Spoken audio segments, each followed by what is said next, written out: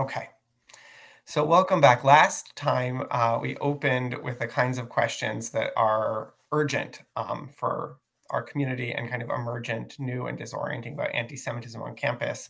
I tried to give an overview of the work we're doing and the framing of how we got here and what's at stake in a Jewish community that's encountering anti-Zionism and anti-Semitism in ways that really we have not in living memory. And concluded with a set of charges, which included an invitation to stay engaged and stay supporting. And I want to thank all of you who are on tonight's call who are doing that. And there was tremendous need. Last time there were hundreds of alumni and parents on the call, and there were thousands of views of that video subsequently on YouTube, which I think speaks to the passion and commitment of this community. And we're incredibly grateful for that. Tonight, I am joined by none other than Shira Hoffer. Shira is one of the most courageous and effective and principled facilitators and conveners of dialogue across difference on campus. She has her own not-for-profit. It's this topic of her senior thesis. She does it outside the Jewish community and inside the Jewish community in countless ways, and is someone who really, I think, embodies and cares deeply about what we're talking about tonight, which is the pluralism, the diversity, and the kind of irreducible challenges that come out of the framework we take, and how and why this work is more difficult than ever, but also more important than ever. So Shira, I don't know if you want to say a word to introduce yourself before we open up the slide deck and begin our conversation here tonight. Thanks. No, it's a pleasure to be here, and I'm excited for our conversation. Great. Thanks for being here. So tonight will be a little bit different format-wise than last time. Shira and I will be kind of having a back and forth, especially as we get to pauses or kind of transitions in the material. And there'll also be a slide deck to guide you through. And most important of all, we will finish by 9 o'clock. And I'll happy to take questions over email, but this will be 60 and not 90 minutes. So with that, I'm going to spend most of the evening with the slide deck up here so you can see it. And this should become visible for everyone. Let me know if you can see that clearly. Okay.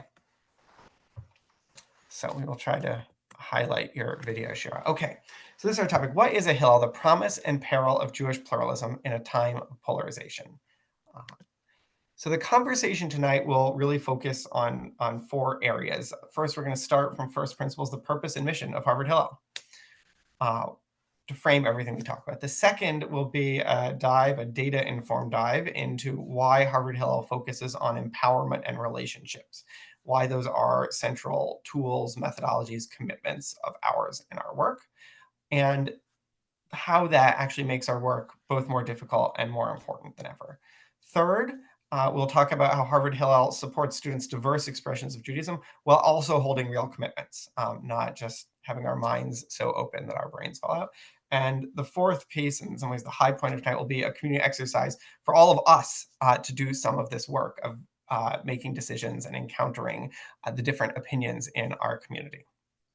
So the purpose and mission of Hillel, this is a lot, but it's a great and difficult to condense statement. So I'm going to just read us through these, and then we'll pause and take questions from Shira, and we're also taking questions in the chat, which is enabled tonight. And so if you have things that are important to share, you can send them in. After this slide, I'll take this down. I will share the link to the slide deck in the chat so you can follow along on your own. We'll also be able to connect person to person. So Harvard Hillel is a Jewish home on campus that seeks to welcome students to experience the variety of Jewish identity, tradition, practice, values, culture, and community. We believe that there is a variety. We know that there's a variety. To inspire and enable Jewish connection, celebration, and action. To prepare students to join, create, shape, and lead Jewish communities, strengthen Jewish people, and live proud Jewish lives. Share Jewish sources, traditions, ideas, and innovations, and their relevance in our world. Forge connection and engagement with the State of Israel. Foster friendship in a nurturing and refreshing sanctuary amid the stresses of student life. And engage the unique opportunities of Harvard that make Jewish thought and culture integral in the life of the university. Those are great, and that is a terrific summary.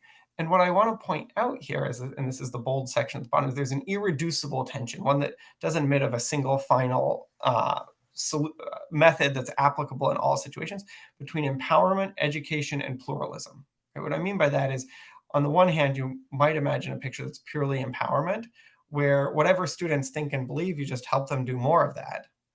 But education indicates that there are certain things we need to teach them, right? That certain ways of thinking or conceptions about what Judaism is the world are more and less correct, and we believe that. There are things that we know, there are claims that are defensible and the claims that aren't. And pluralism, the sense that people are in conflict with each other, as we know all too well. Right now, Jews are in conflict with each other, and those different core values are in tension with one another. And a lot of tonight is thinking about how we aren't going to sacrifice any one of those and how we're going to live with that tension, make it a productive, actually a deeply generative one. And that irreducible tension, this is after the hyphen, has been heightened by the current war and the polarization of American society, including American Judaism. So that is our first slide, first kind of presentation. I'm going to stop my screen share so you can see me and Shira, and I'm going to, let's see if I can add a pin. There we go. That should work. Shira, what do you think, or what are you wondering? What feels surprising or missing from this? Like pluralism, what do you think? It's possibly the biggest question I've ever been asked. But I would echo the point that there is kind of, I forget which term what term you used, but this kind of irreducible tension between some of the values that are listed.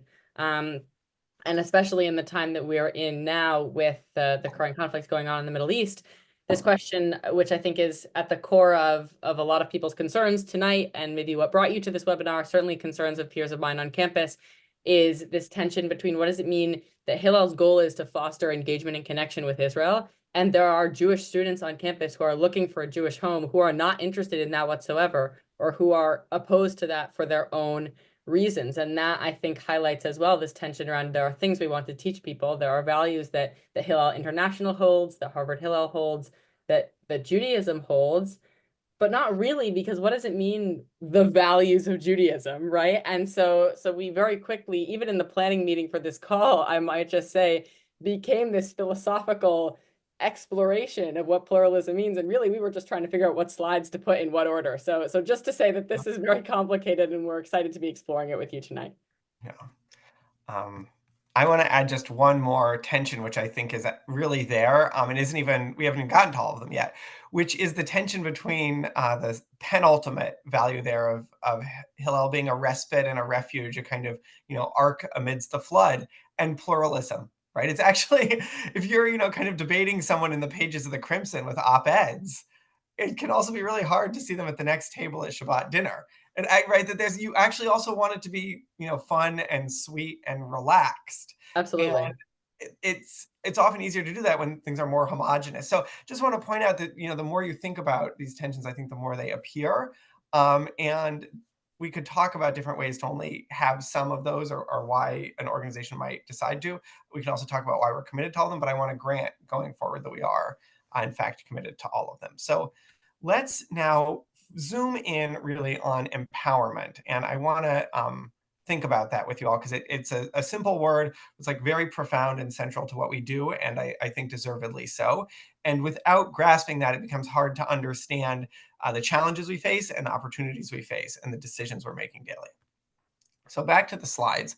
So the quote here, your strength for Torah. This is what Rabbi Yochanan, the greatest sage in the land of Israel in the early 3rd century, saw when he met Reish Lakish, a young gladiator who was handsome and strong and brilliant and charismatic, and was a gladiator. He wasn't engaged in the betterment of the Jewish people or devoting his prodigious talents to our community. And Rabbi Yochanan issued an invitation, which was also had the character of a prayer. Said, I want you, with all of your capacities, to devote those to the well-being of our people and our community. And that is how I approach and how I guide our staff to approach every encounter with every student. Right? The students of Harvard are boundlessly talented and ambitious, and seek to do something that matters, capital M, with their lives. And our goal is to make the case explicitly, but more importantly, implicitly, for the promise of devoting their lives and their strengths to Torah. And so I'll just cash that out a little bit. one way of thinking about this is the college years are a search and campus is a competition. You show up with these, right, these talents, you want to make a difference. Um, and you're searching, you're figuring out what are the professions, what are the communities, what are the groups in which I can work hard, I can connect with amazing people and work closely with them, make a difference on issues that matter to me. And to think about the years 18 to 22 as students trying out different directions for their life, and to think about the different campus institutions as in competition for the kind of identity share of students going forward. The Crimson is trying to make a case that if you work hard in journalism, like it'll be worth it. You'll have like the most exciting conversations. You'll be one of the most influential people on campus. And if you keep doing that, you'll end up at a major paper and do more of the same. And the econ department is making that case for academic economics and consulting. And we are making that case for Jewish life. And the way we do it is by making a Jewish life where engaging, by leadership, by working hard makes a difference, brings you into dialogue with amazing people around the community and around the world, where you have the resources to do something important and you can make a difference on campus. And the critical thing is leadership roles are only formative if they matter to others. And this, I think, is a major gap in the Jewish community writ large, that we do not equip our young people with enough opportunities to recognize and to experience the truth that when they work hard, they can deepen and transform the lives of those around them, the people they care about, and will have that value of that work reflected back to them. And that is how we make the case for a lifelong active engagement, just like you saw in the values, to shape and lead and build Jewish communities is by allowing students to shape, lead, and build Jewish communities right here. And our work as a staff is primarily to empower them. And the fundamental distinction is that students are the producers and not the consumers of Jewish life at Harvard Hillel.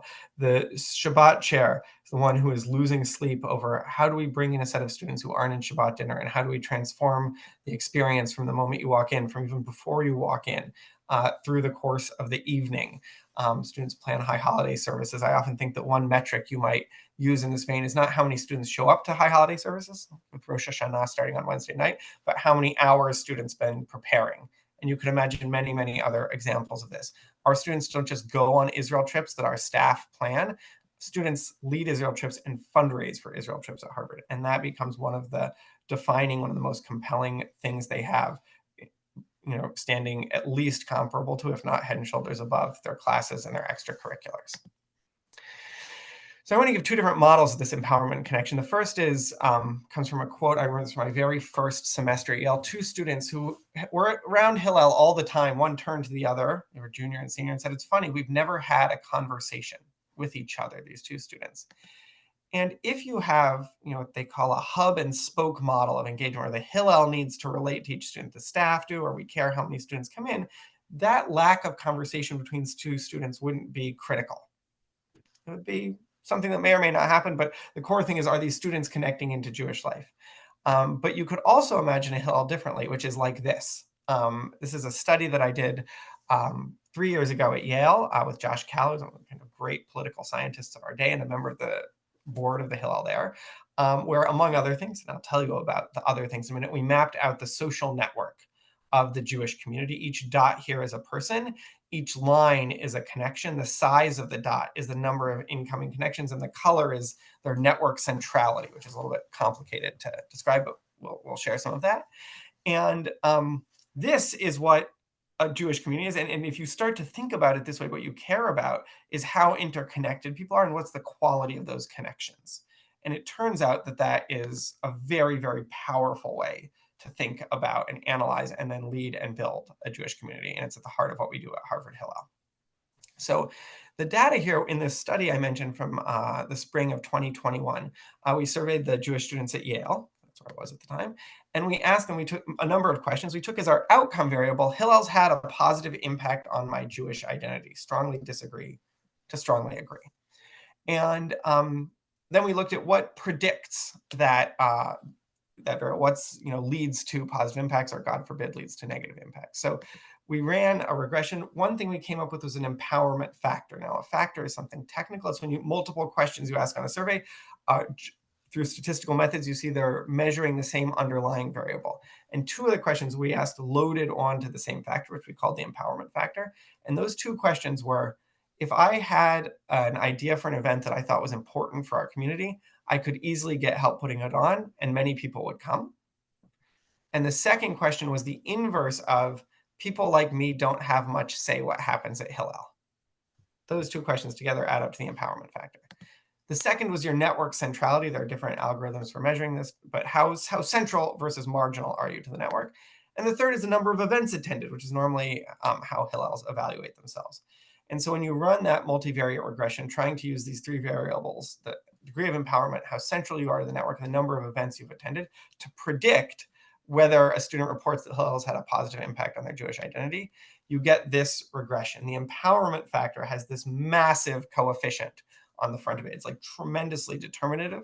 I remember my wife, who's a clinical psychologist, saying, my colleagues would kill for results like this. Like you almost never see something like this in the social sciences.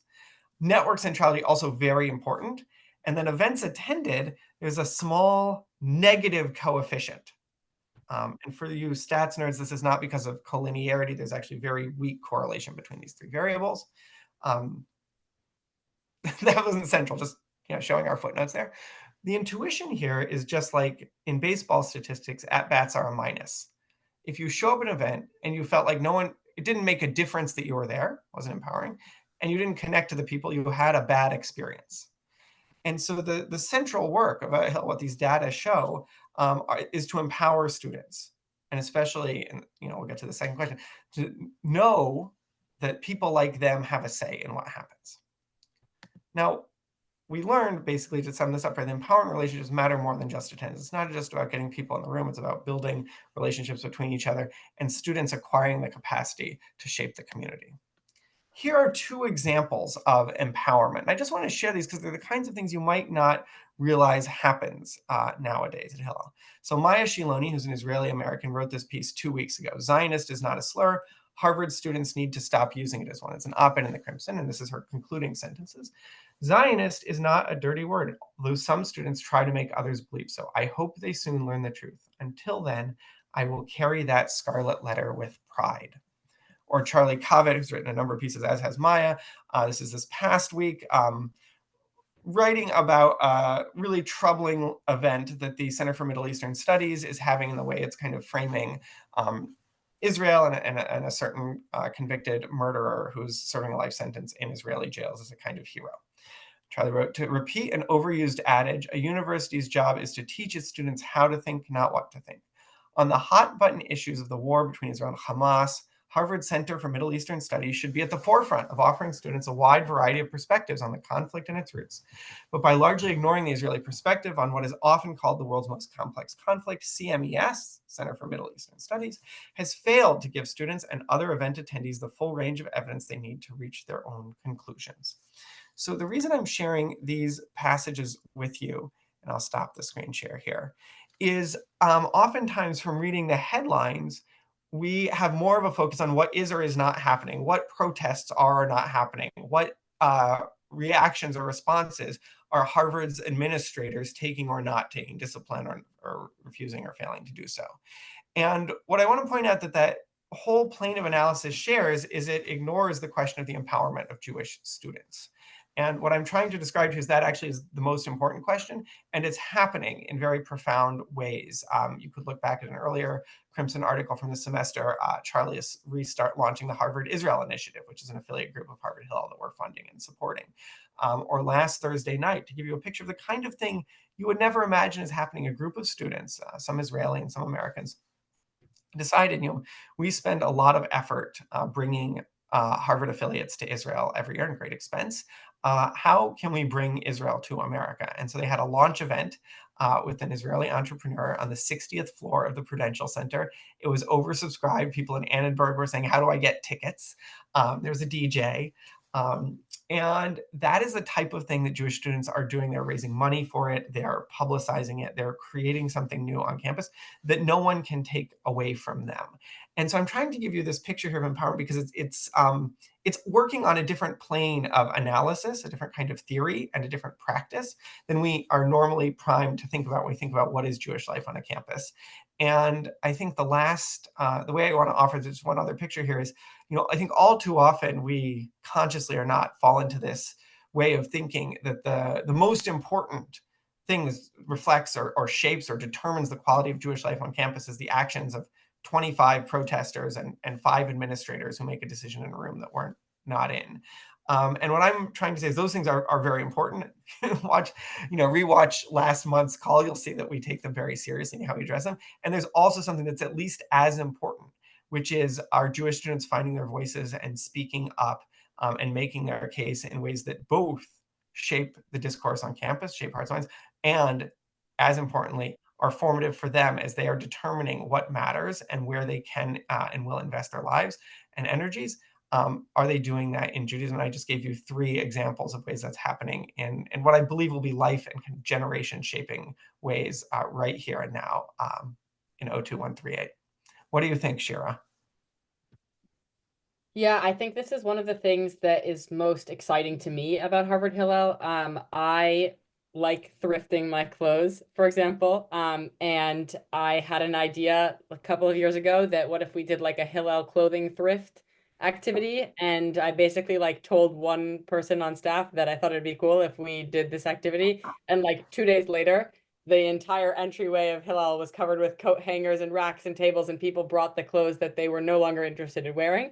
And the rule was like Hillel people can come in and take what they like, and whatever was left over after a 48-hour period, we would donate to the homeless shelter. And it's like that type of thing that it doesn't have to be so profound, but it's just the idea that like if you have an idea, you can make it happen at Harvard Hillel.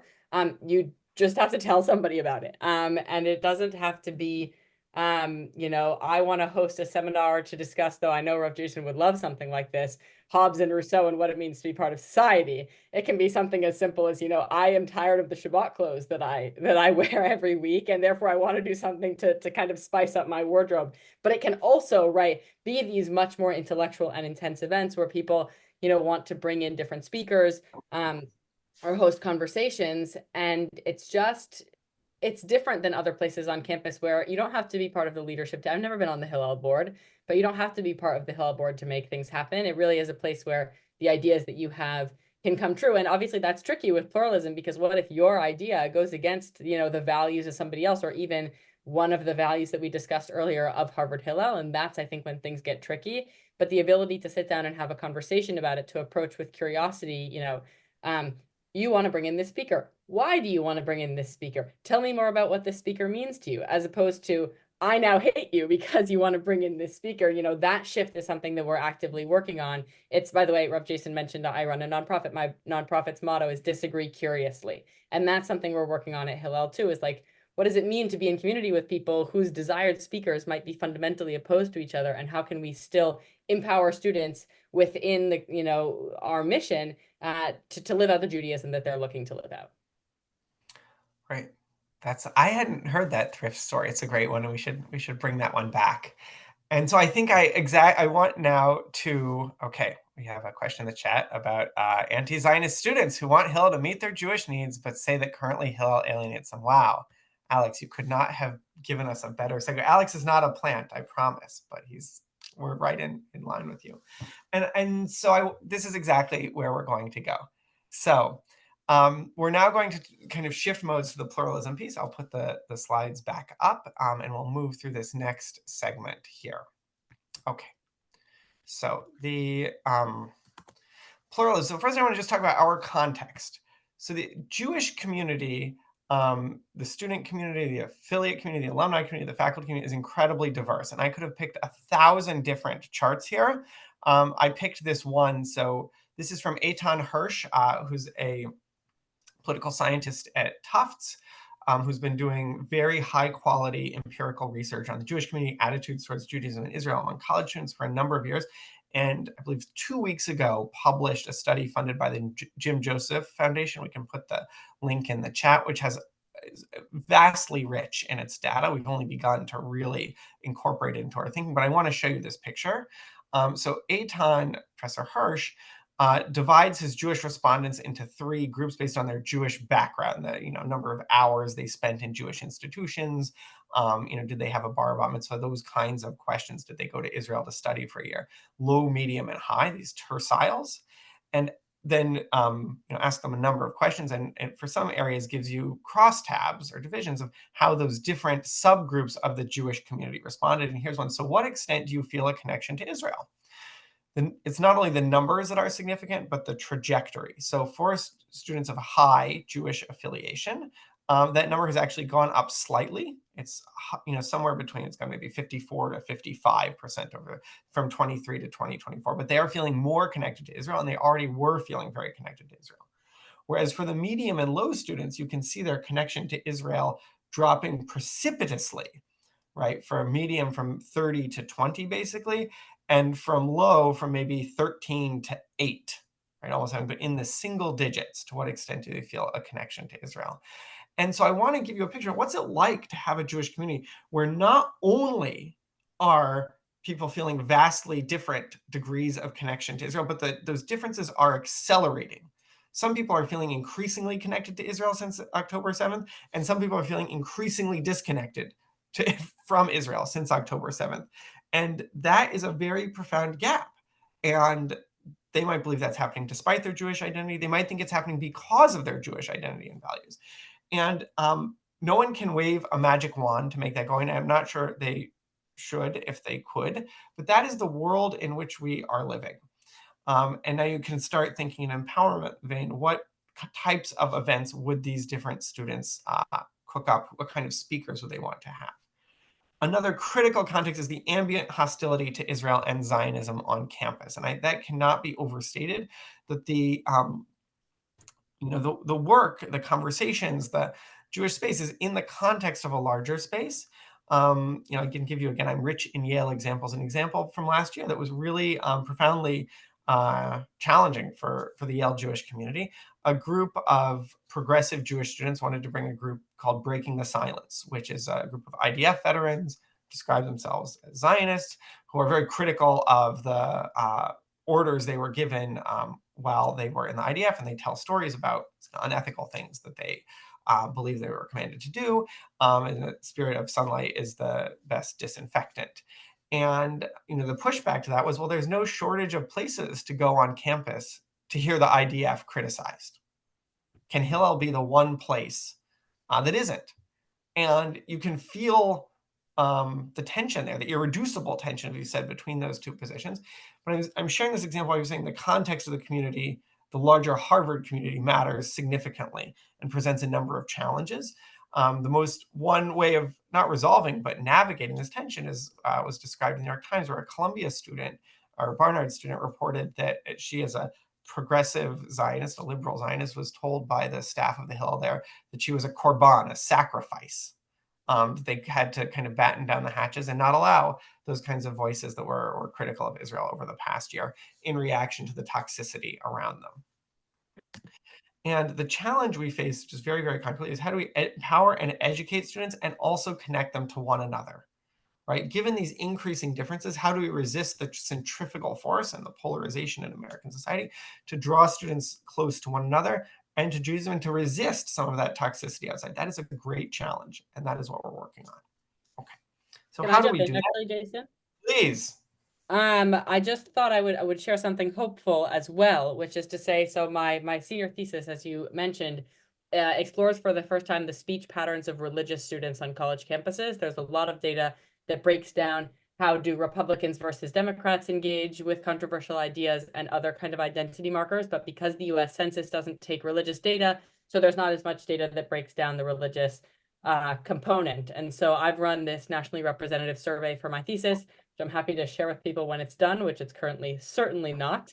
But we have the preliminary data, and one really interesting finding is that with positive engagement with challenging ideas, so do you follow people on Instagram that you disagree with? Do you read articles from reputable sources that you disagree with?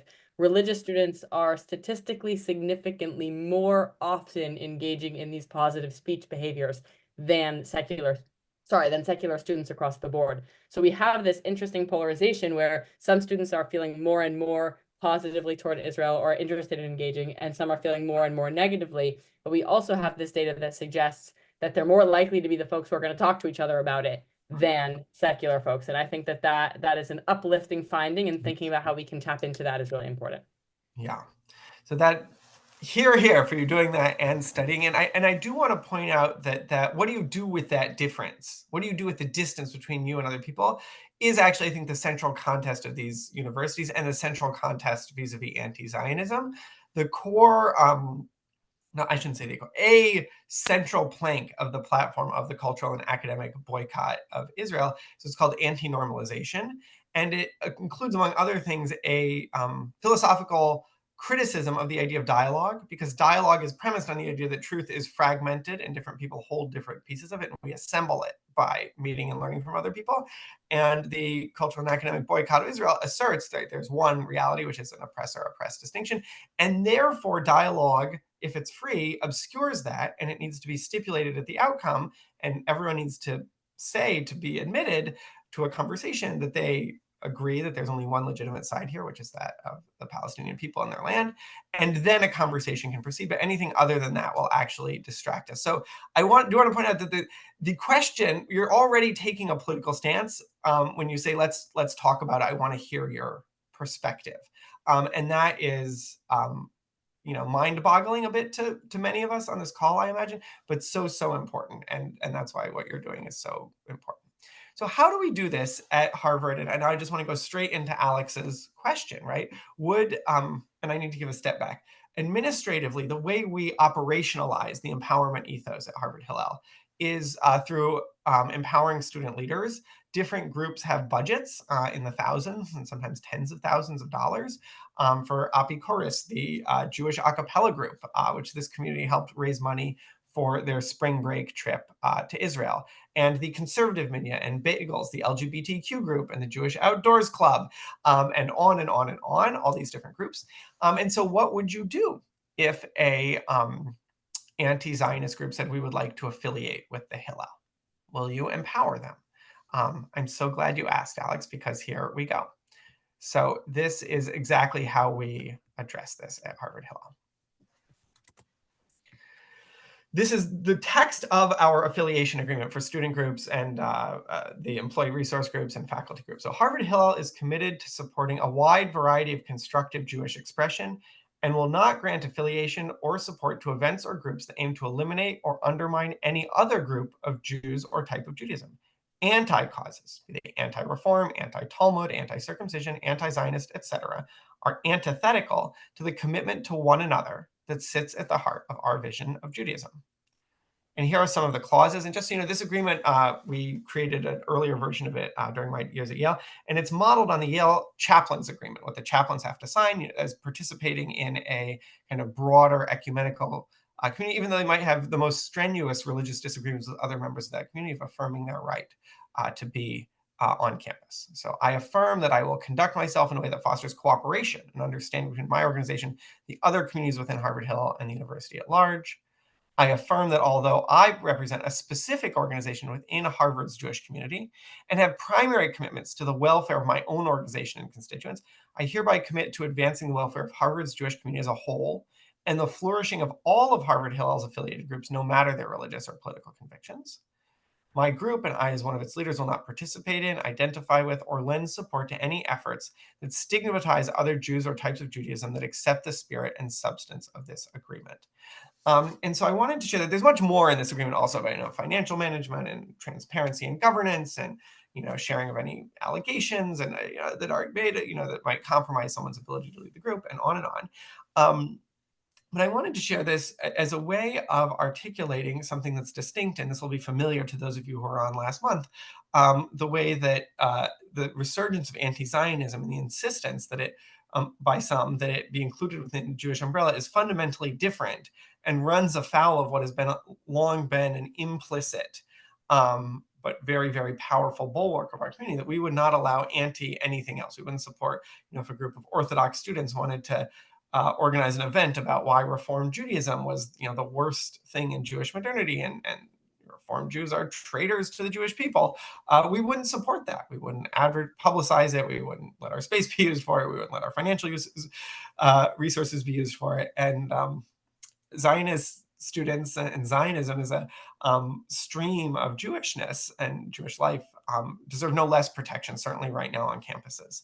So that is another way of saying this. You don't need to be tolerant of intolerance, and that is how we walk this line here and hold this. So I want to offer a little bit more broadly, but I will just share that this was actually put to the test last year at Yale. The Jews for Ceasefire were part of the encampment, approached the Hillel and asked if they could affiliate. And we showed them the leader agreement, and they said, well, we can't, because just like at Harvard, one of the pieces of the platform of the encampment is Zionists aren't welcome here. And they said, well, we can't sign this. And that was the agreement working. So here are some broader, now we've gotten the specifics. And now I actually just want to pause there, because that's so significant. We can zoom out a little bit to some of the theory, but I imagine, Sherry, you and maybe others have reactions to that, because it's a big thing that we just placed in the space of ideas in this conversation. I don't want to move on too quickly from it. Yeah, well, I want to highlight a question that I'm seeing in the chat about education. What role does education play in this agreement in Hillel, generally speaking? What if people just don't know enough about a given topic? How does Hillel play a role in educating specifically around the Middle East? If so, what is that role, and how does that fit into this kind of new framework? Great. That's on our next slide. Let's go there. So I will share that specifically, because I think it's so critical. Okay, so I'll get the right slide up here. Great. Okay, so here we go. Perspectives on pluralism. So the first thing I want to say, just by way of definition, we will get to the education piece. Pluralism is a way of relating to difference. There are differences. Do we bemoan them? Do we try to collapse them? Do we try to ignore them? Do we try to close them? How do we relate? Do we celebrate them? Do we try to expand them? So this is the core thing, is about an order of priorities. And you could imagine, the image I always use is, you're a professional sports player, professional basketball player. You've spent your whole life trying to win. And now you've moved to Indianapolis because that's your team, and you practiced thousands of hours and grueling work. Your whole life is devoted to winning, and now it's game 7, and the player on the opposite team is about to take the game-winning shot. You actually can't take out a knife and stab her.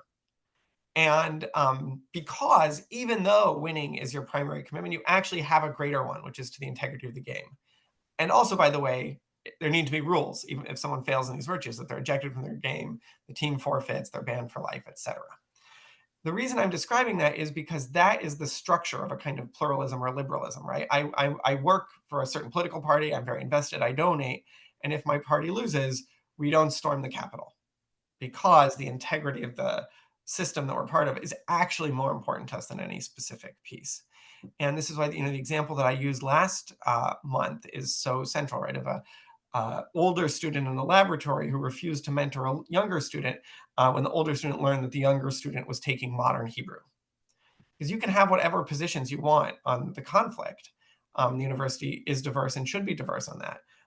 You just need a higher order commitment to your responsibility to other people, to the project, of collective project, in our community, the Jewish people as a whole, the university, the work of pursuing effort. And it's about the relative prioritizing these two goals when they come into conflict with each other. Another way of saying this is, we fight for one another's place, but we don't fight one another. We can disagree with each other, but we will never actually kind of use whatever power we have to try to exclude or diminish someone in our community. The only person we would actually kind of say, no, I want you to lose, is someone who says the other person doesn't belong there. Then we have each other's back in that very basic sense. The challenge we have here is twofold. The first is, many students are encountering different types of Jews and Judaism for the first time in college. So what I mean by that is, if you were raised in a Reform community like I was, I was taught that the most distinctive feature of Judaism, the thing that makes it worthy of being proud of, is that our profound commitment to the truth that every human being is created in God's image. Then it becomes impossible to kind of countenance, much less endorse, radically different, or not impossible, very difficult, radically different casualty numbers between Israelis and Palestinians in this war, because that seems to be fly in the face of our commitment to being the most universal universalists. Whereas in thinking of some of students both from Yale and Harvard, who were raised in kind of more traditional Jewish environments, with the idea that the most distinctive and important thing about the Jewish people is that we care for one another.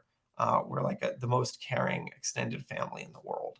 And therefore, right, you do everything you can to bring the hostages back, and to make sure that Jews and others in Israel will be safe going forward from Hamas. And what you encounter then, you've been raised maybe in synagogues or camp systems that are kind of organized around those principles.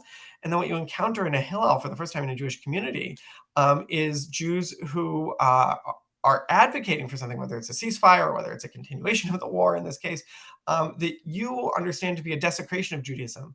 And they're advocating for that in the name of Judaism itself. And that is very, very challenging thing to encounter.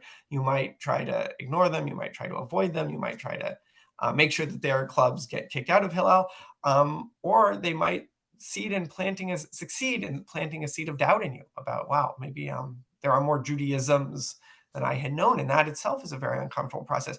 And that's very uncomfortable even when Israel isn't at war, and even when there isn't a kind of toxicity and bias against Zionism on campus, all the more so right now. And here's the education part. History matters. And I think this is so critical.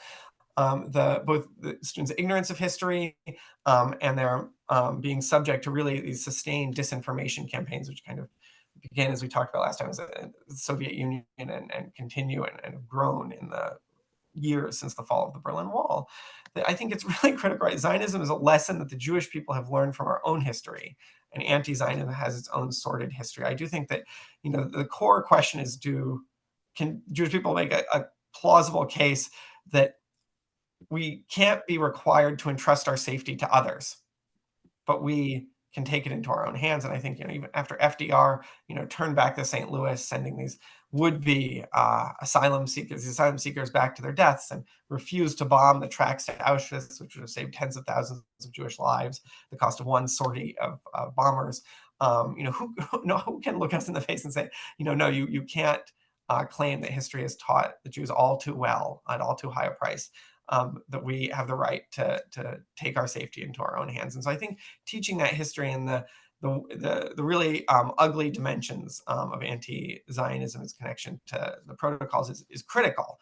And that is work that Hillel does through classes and through travel and through supporting students as they are raising their voices in the Crimson and elsewhere.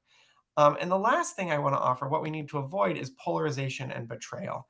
And by polarization, I mean something very, very specific here, which is something I know from Robert Post, who's a Harvard alumnus, former dean of the Yale Law School. I'll turn off the screen share at this point so we can see one another. Post told me, this was in 2021, he and I were teaching together. And he said, for 35 years, I taught Carl Schmitt, the great and infamous German social and legal theorist. So Schmitt's definition of polarization is not, how much overlap is there between the leftmost Republican and the rightmost Democrat in the House, or how many voters split their tickets. Schmitt defines polarization as when one comes to see one's political opponents as the nation's enemies. In that sense, it's the opposite of a liberalism or pluralism. It's not, the integrity of the game is not more significant. Winning at all costs is all that matters. And Post points to the Flight 93 memo, which was written by Michael Anton, who in 2016, Anton was a member of the National Security Council. Flight 93 was the flight that took off from Logan on 9/11. It was supposed to hit the Pentagon. The passengers realized what was going on, took controls of the plane, defeated the terrorists, and the plane crashed into a field in Pennsylvania. And Anton says 2016 is the Flight 93 election. America is the plane. The Democrats, Hillary Clinton, is Al-Qaeda. And we patriots, need at all costs to stop them taking over, because what they would do if they took over this country would be worse than us destroying this country. And Post, really amazing scholar, can say things like, there is nothing like that in America, the American political tradition prior. And that polarization, that one ought to hate the people one disagrees with, one ought to be hostile to them, one ought to use whatever power one has against them, is a new appearance in the American political landscape. And if you're a 19-year-old at Harvard, that happened in an election that happened when you were 11, probably the first one you were really aware of. And you have lived your entire political life in an age of polarization, which, again, those of us who are older have not. And so I want to frame that. That's one of the challenges we're facing, in the sense of Jews having betrayed one another, which we'll talk about as we conclude, is a kind of justification of that polarization. So that's our kind of framework of pluralism and its antonym, polarization. What do you think, Shira? Yeah, there's a really interesting study that I can put in the chat, whose name I like. I talk about this study all the time and I always forget what it's called, but it basically looks at how well we know what other people think and how confident we are in whether we know it. And going back to this idea of curiosity, we just need more of it because the study basically finds that we think that the other side is way more polarized than it actually is. So there's some statistic that's like 90% of or Democrats think that 90% of Republicans want to make immigration from Mexico illegal, but in actuality, it's something like 10%. And both sides have it the same way, just as extreme. And it's, I think, a lesson for us to learn in like, instead of assuming what we think we know about each other or saying this person is too polarized, I'm not going to talk to them, there's a first step there of like, what do you think about this? And why do you think it? And I know I sound like a broken record. I talk about this type of thing all day, every day. But I think that it's so important when we're thinking about how polarized our communities can be, is to say, well, do we actually know how polarized they are? Because they may actually be way less like there is polarization in Harvard Hillel. Don't hear me as saying that there is not. But on the flip side, there may well be less than we think, both in the student community and in the alumni community. And thinking about like, what do we actually know about each other and how sure are we that we know it and what can we do to learn more about it, I think can go really quite a long way. Great. Well, let's see if you're right about the alumni community. Here we go. We are going to now do a kind of show me, don't tell me moment. We're going to give this work to you all. There's over 100 of us on this call. So let's see what people think. So the question that came up is an authentic question, which has come up in the last couple weeks, is should Harvard Hillel subscribe to Jewish Currents? So 3 weeks ago, I posted in the student chat, we're getting periodicals for Rab Hall, which is the lounge space on the first floor. I'm going to list a bunch of options, react to them if you want to vote for them, and feel free to add your own. So, I put New York Times, Wall Street Journal, Economist, New York Review of Books, The Atlantic, New Yorker, et cetera, et cetera. And students added a few. Shira put in a very wise suggestion of the week. And another student suggested Jewish Currents. So this is on our empowerment picture. Do people like me have much of a say what happens? This would be, you say yes to all of them to the extent your budget makes it possible. But Jewish Currents is a great test case because you might have seen in the New Yorker 2 weeks ago, the angst and sorrow of Jewish Currents, a little magazine that wants to criticize Israel while holding on to Jewishness. And this article is about the tumult of the magazine in the months, almost a year now since October 7th, including Joshua Leifer, a student of mine from Yale, quitting its editorial board over its responses. And I'm going to give you, I can't say whether this is a representative, but one of the most famous and kind of infamous passages. This was written in October 13th, published. So 6 days after October 7th, really before Israel's invasion ground response to October 7th, by Raz Siegel, where the casualties at this point were 1,900 Palestinian residents of Gaza have been killed at this point in the fighting. Gaza can also be understood as a textbook case of genocide unfolding in front of our eyes. I say this, says Siegel, as a scholar of genocide who spent many years writing about Israeli mass violence against Palestinians. I've written about settler colonialism and Jewish supremacy in Israel, the distortion of the Holocaust to boost the Israeli arms industry, the weaponization of anti-Semitism accusations to justify Israeli violence against Palestinians, the racist regime of Israeli apartheid. Now, following Hamas's attack on Saturday and the mass murder of more than 1,000 Israeli civilians, the worst of the worst is happening. He says, is already on October 13th, right, when 1,900 Palestinians have died at this point in the fighting. He says we're seeing a textbook case of genocide. And if you think, as I believe, and as we teach when we have the opportunity, that there is this allegation of genocide, it goes back, I'm familiar with it from 2021 at Yale already, Yale for Palestine, and there were only a few hundred casualties in the last round of fighting, accused Israel of genocide. The allegation goes back to the 70s, 80s. I say, well, wow, one of the kind of core components of the anti-Semitism has been the blood libel, right? The libelous and completely inaccurate accusation against the Jews of the most heinous crimes. And this is a version of that. And I think there's much to that case, into the Sorry, kind Rev of Jason, I'm getting history some of this and why people are so quick.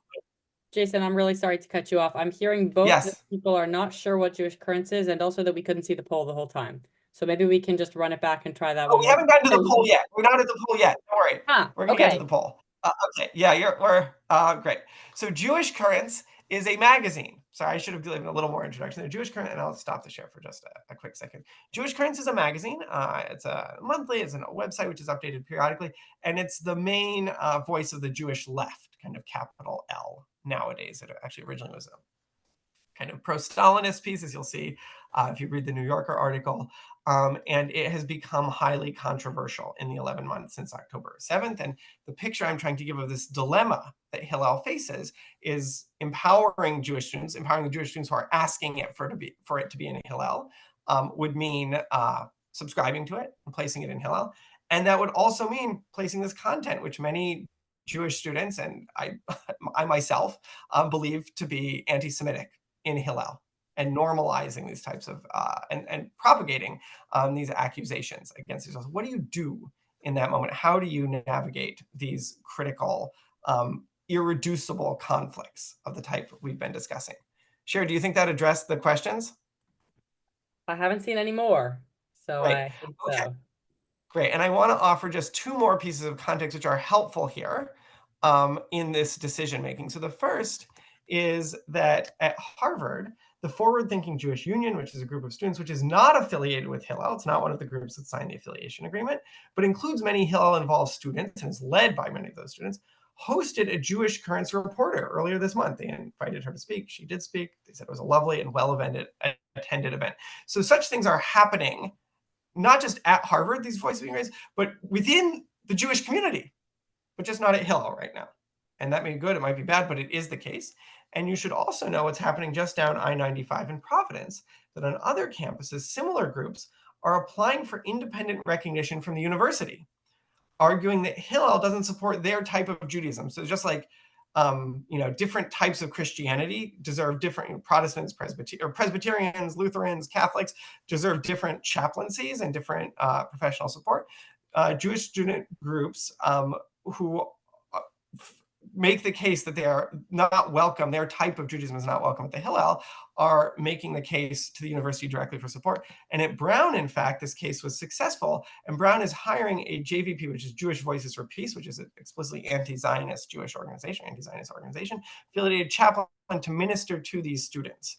So it's a picture I want to give you of the kind of the fact that Hillels at this point are not, and we're not just talking about Hillel versus Chabad, are not the only arbiters of what happens Jewishly on campus, and even in the eyes of the university, may lose the claim to be the great umbrella of Jewish life by excluding certain voices. That doesn't mean that we shouldn't make that choice, but it means that there will be these kinds of larger ecosystem type implications.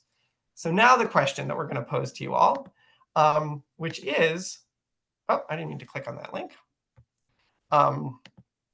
So the question for you all is, should Harvard Hillel subscribe to Jewish Currents?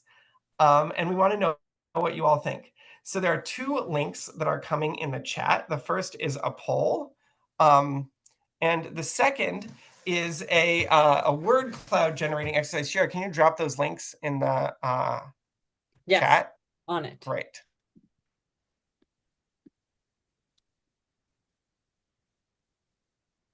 One link.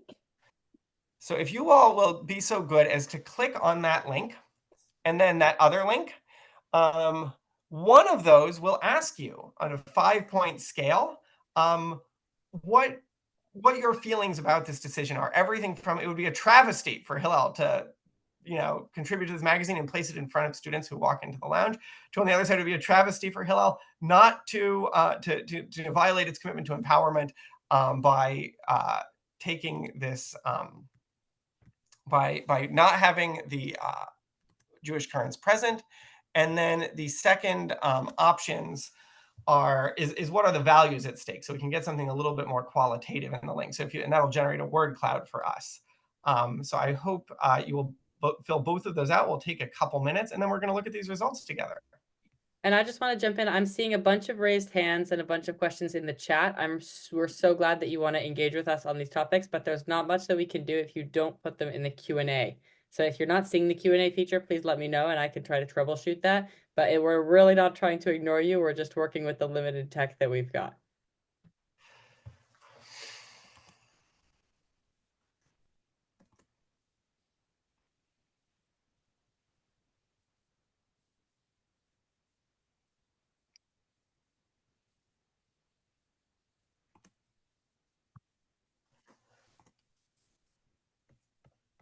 Wow. Okay. We're going to give, in 1 minute, we will go over to the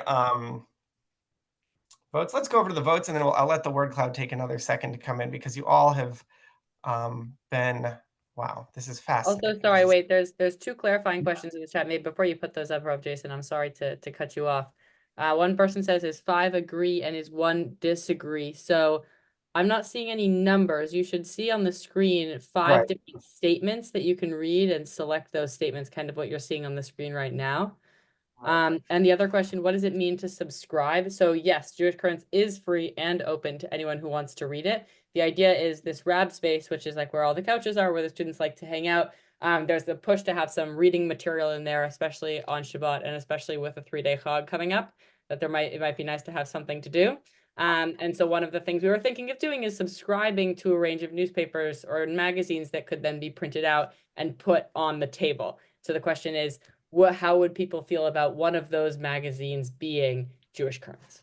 Right, physically present, getting the print, not just the digital download. So let's see what you all said. Here we go. Wow, So that's first of awesome. all, I think there are two things that jump out at me at this. The first is the community here is almost symmetrically divided, right? On the extremes, 9 versus 5, there are actually more people who think it's a travesty, almost twice as many to display rather than not display, but significant numbers on both sides. The 12 versus 13, one step in, almost identical. So the first thing is we're going to make a lot of people very unhappy no matter what we do, right? It's of the, what is it, roughly 40 people, 45 people who replied, you'll have 22 unhappy with one decision, 17 with another. And I think the most, the scariest number to look at on this chart is the 3 in the middle, that there's almost no one who doesn't care, right? That would be easy if people are like, oh, there are 5 people who care about this, whatever. Like, it's going to be the talk of the town, and people will be really, it matters to them. And then looking at the word cloud here, did my screen shift over to the word cloud that everyone's looking at now? Yes, it did. I can't, it's hard. You see, Yes, okay, great. well shifted. So pluralism, community, integrity, identity, exposure, tolerance, safe haven for Zionists, critical awareness, education, Zionism. I saw a blood libel there, re-traumatizing, sanctimonious, whew, yeah, dangerous, curiosity, compromise, empowerment. So yeah, that feels about right. So we have exactly 1 minute left in regulation here. I'm going to turn off the slides, Shira, and I want you to kind of offer a framing thought, and I'll offer just one way of wrapping us up here before we move on.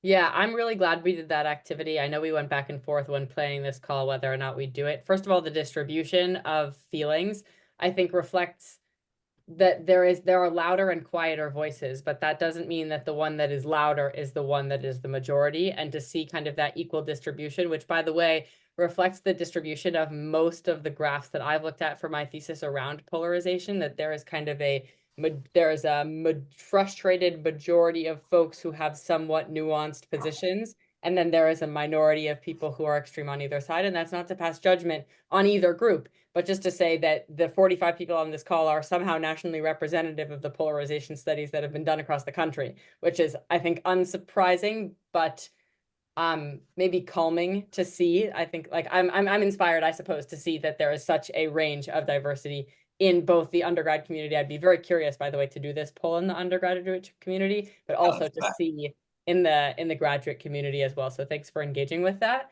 And the other piece, just all of the words that have been put up on this word cloud, which I'm now looking at on my own screen, it's really cool to see the values behind people's position. So my background is in mediation. There's this idea in mediation of positions and interests. Your position is, I want this whole orange, and your interest is because I'm zesting a cake, which allows you to see that actually you don't need the fruit of the orange, such that if somebody else wants it, then you could actually split the orange, but you wouldn't have known that unless you said, why do you want that orange? So if The first poll is what is your position, and the second poll represents why.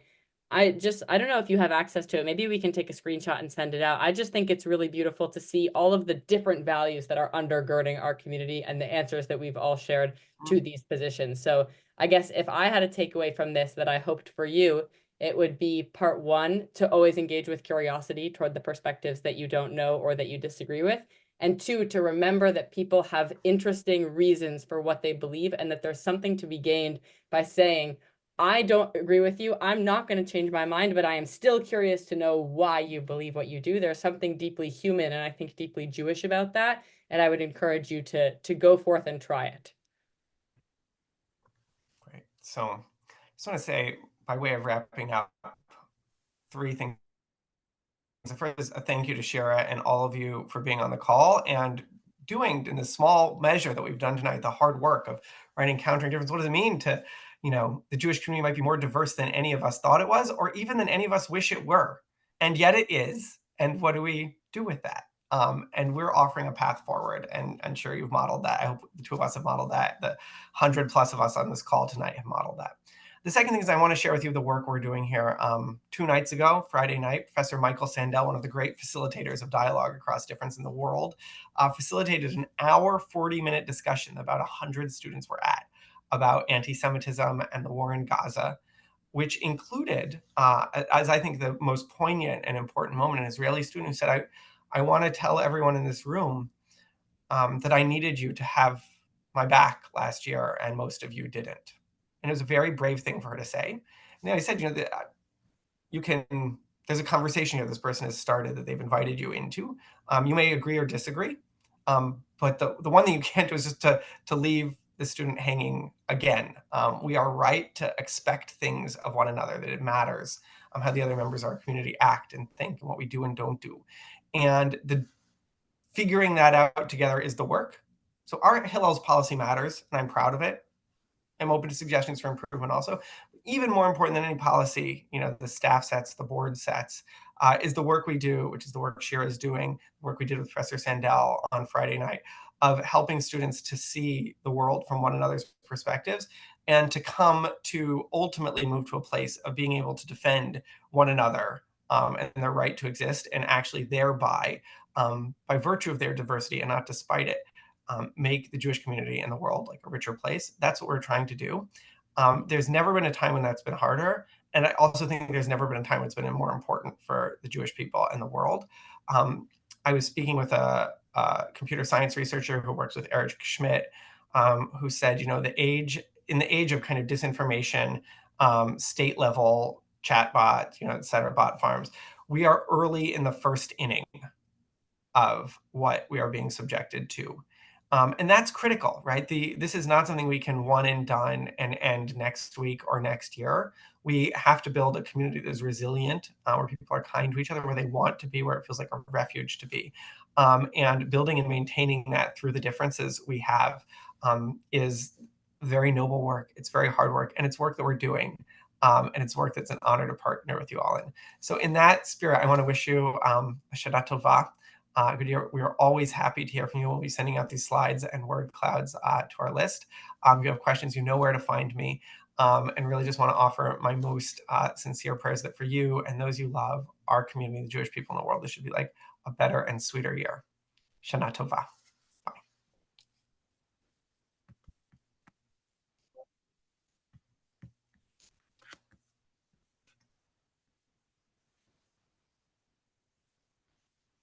Okay, I'm going to wind us down here. Good night, everyone, and Shana Tova. Bye.